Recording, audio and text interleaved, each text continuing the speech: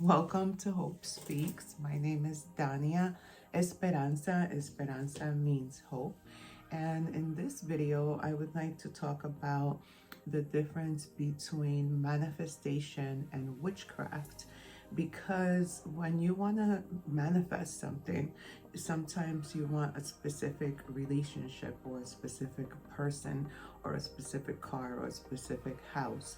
So when you're working with the energy of manifestation, you try to do different things. Like some people, they simply just meditate on it and wish it and pray on it and ask God to, give them whatever it is that they are asking for. And that's wonderful. Some people go a little further and they do things like light a candle and write whatever it is that they want to achieve, whether if it's a home or money or a relationship. And then they say a prayer and they burn the candle. This type of practice is mainly known in Catholic religions of lighting a candle. Lighting a candle signifies the light, especially for your angels and spirit guides and for those who have passed on. Sometimes on their birthday you light a candle and say a prayer, or when someone passes they say to light a candle and leave a candle lit for 7 days.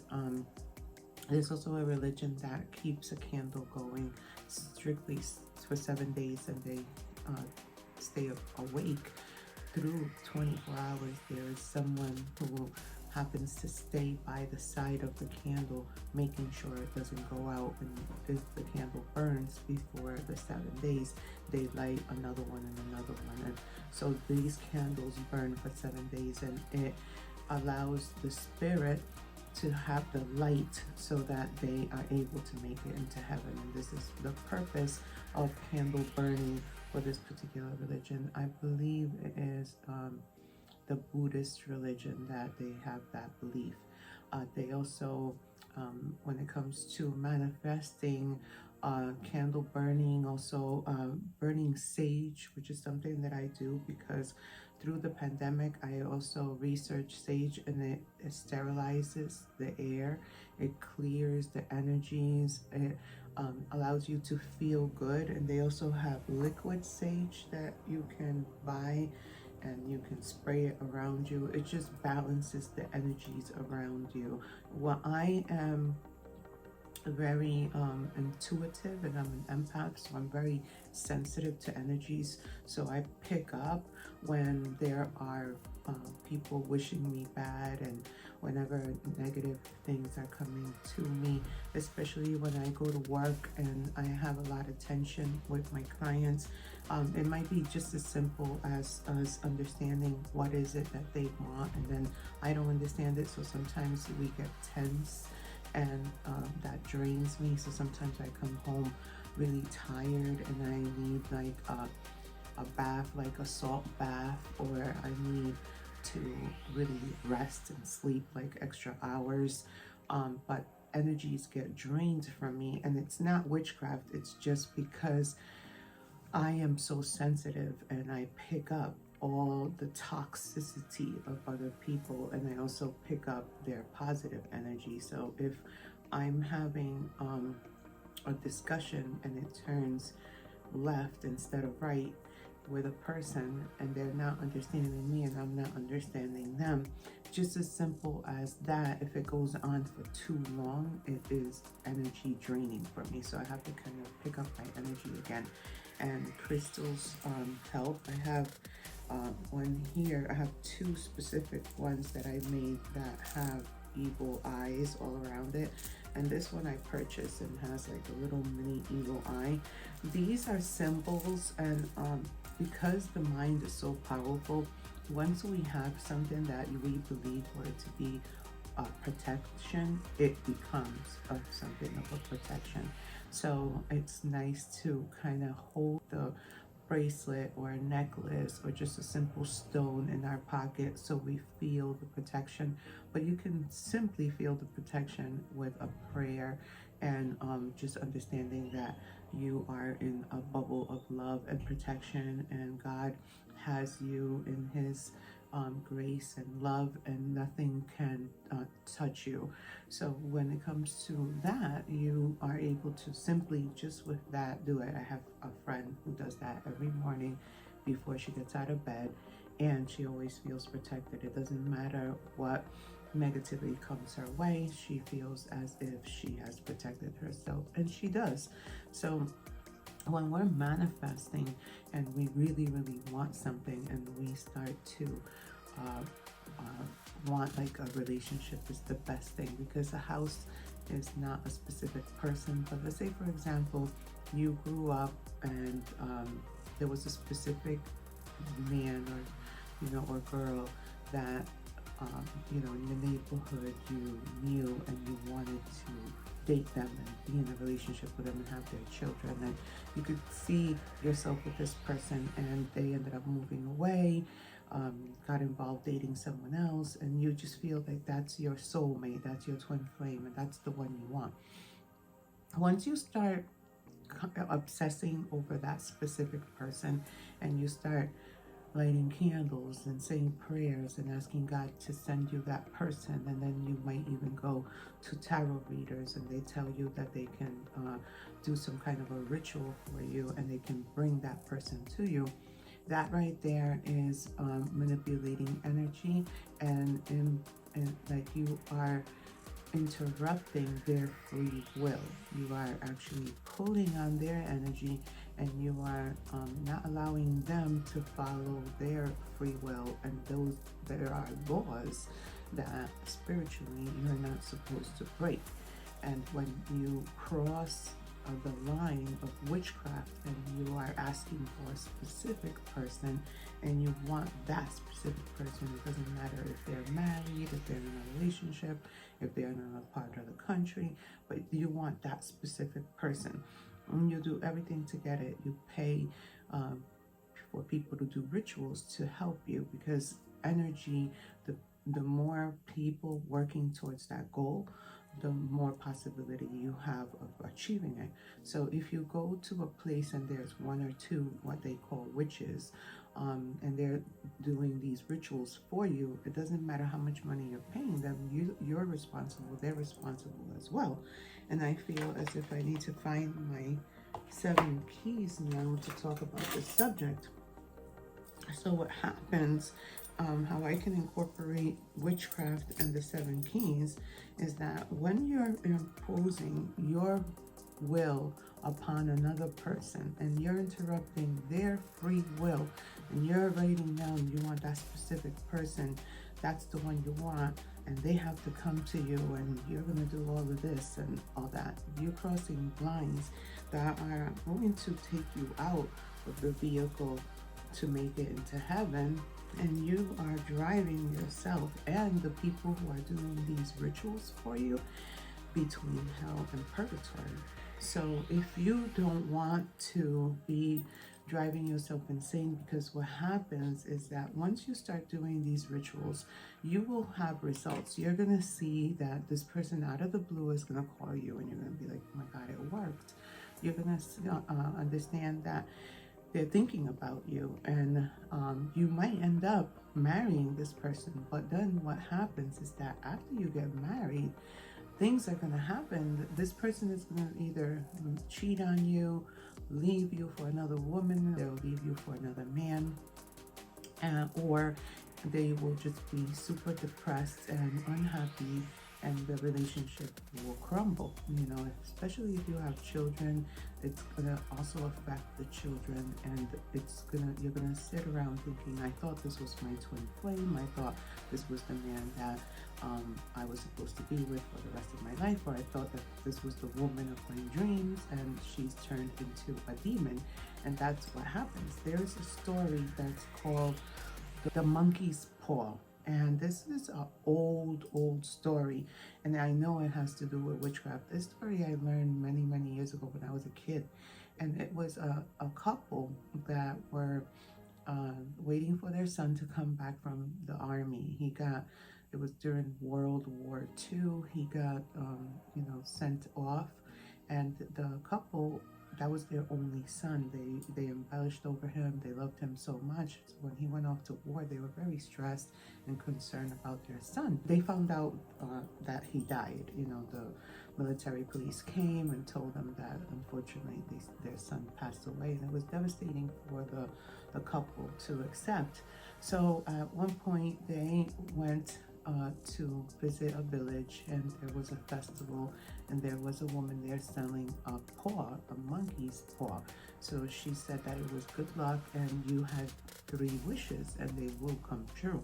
So the lady bought the paw, brought it home, and when her son's body was brought to them, and they buried the son and did the whole, you know, ceremony of the funeral and the wake, the woman came back home and she told her husband she wanted to use the paw to bring her son's body back, because the pain was just too much and she needed her son back.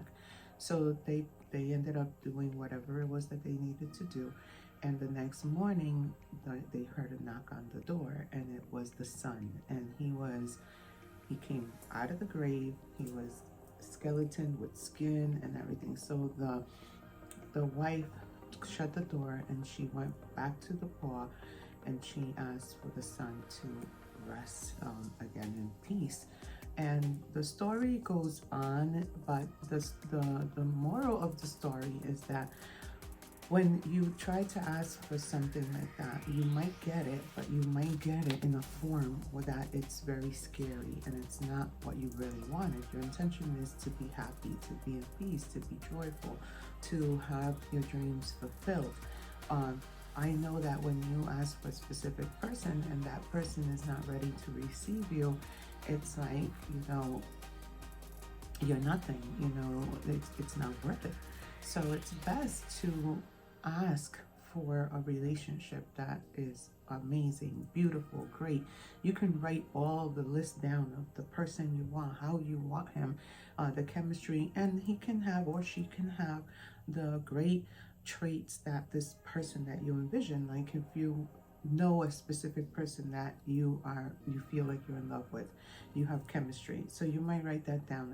And I would like to gravitate or manifest someone who is respectful, who is loving, who knows my love language, who is open, who is loyal, who's tall, who's light skin, dark skin, blue eyes, green eyes, however you want this person to be. You can write all that down, and you can either take that piece of paper and burn it if you believe in the ritual of burning. You put it in your Bible. You could read it periodically. You can stick it on a vision board. You know, I'm going to talk about manifesting with a vision board. Wherever you want to place this list of this relationship and everything in it that you want, you can place it in a place where you feel that it's going to come to fruition, and you can meditate on it. You can do reprogramming of the subconscious mind at night with specific mantras of what it is you want in that relationship. You can record it yourself. You can even record the letter and music of rain in the background. There's different apps like Anchor, which is an app for podcasting, and you can record your voice, and in the background you can put music, and then you can send it in a loop so that it can repeat for maybe 3, 4, 5 hours, whatever you want. And that's going to reprogram your subconscious mind, and the reticular activation system, which is the RAS, will be programmed, and you will draw that relationship to you because you're programming your mind. The secret is, and this is the key, not to write down the specific person and obsess over that specific person, because if that person isn't already with you, there's a reason. And if you go with manipulating energy to draw that person and you want to force that person to you, right there, that's when you're crossing the line of black magic. You know, this is when you are working to manipulate energy, and this is where you should not do that. That's against the laws. People who are extremely sensitive, like me, who are empaths, when I know someone is tugging on my energy or is manipulating my energy, I feel it, I know it. And in the past, it has affected me greatly. And it's hard to explain to people who don't understand, that are not as sensitive and don't understand these energies. But now that I have become so much like I now understand how manipulating energy works, and when I feel the fact that someone is wishing me bad or trying to change my future, I come back to center and I protect my brain. I stress proof my brain with meditation. I learn that I'm the one that's controlling my mind, my body, and my spirit. And whatever negativity that is being thrown my way, I am not going to allow it and act on it. In the past, I had, and it caused a nervous breakdown. And I did find witchcraft in my place of business and even in my home, and I found out exactly who was working with these energies against me. But I actually started learning how to still be in that type of energy field and still be able to work with my own positive and good energy and ignore that and not allow it to affect me. For example, they say that people who meditate, like for example, the monks in Thailand, whenever they were faced with war and turbulence, and like they had the military coming in and blowing them up and trying to control. We were talking about centuries ago when they had wars. They would meditate during the war while everyone is fighting and people are running and running for cover and, praying to God. These monks, they meditated and they maintain a peaceful mind, because that is the vessel, that is the engine that's going to take you to the afterlife, and depending on how you pass, you will know where you're headed. So it's important to keep your brain healthy by keeping it balanced and being positive and all that stuff. But once you realize that someone is working against you with evil forces that are on earth, know that you're not doing anything wrong. You need to just breathe and not allow this energy to affect you, and return it back to sender. You can say things in your mind like, Lord, make me an instrument of your peace. Lord, make me an instrument of your love. Lord, make me an instrument of your joy. This is a prayer by Saint Francis. It's in the Bible. There's also Psalms 23. There is, you can also Google like positive affirmations that are in the Bible that will shield you against witchcraft, or you can also find out more about black magic and how not to allow that to affect you and affect your core, because what it is just energy manipulation and psyche sabotage. So at the end of the day, you can guard yourself of these types of roadblocks and how they call mental jails. There's no need for you to be in a mental jail, because that's all hocus pocus. It's BS. I know that it's difficult when you're in it and you're feeling the anxiety from it, but again, like in my previous videos, there is audio book about how to stress proof your brain, and I believe that's really important to really listen to that video a couple of times, and not mine, but yes, I want you to listen to mine, but I would like you to listen to the actual Dr. Rick Hansen, how he explains it, because there's a science to it. Once you know the mechanics of your brain, how stress works, how anxiety works, because you feel anxious, you feel paranoid when someone is working against you. And I have a great story about witchcraft, but this video is becoming super long, so I'm gonna stop it here, and I am going to come back with a much more simpler explanation of what these people do in order for you to believe that they're working black magic or white magic for you. So I hope you can join me in the next video. Thank you for being here.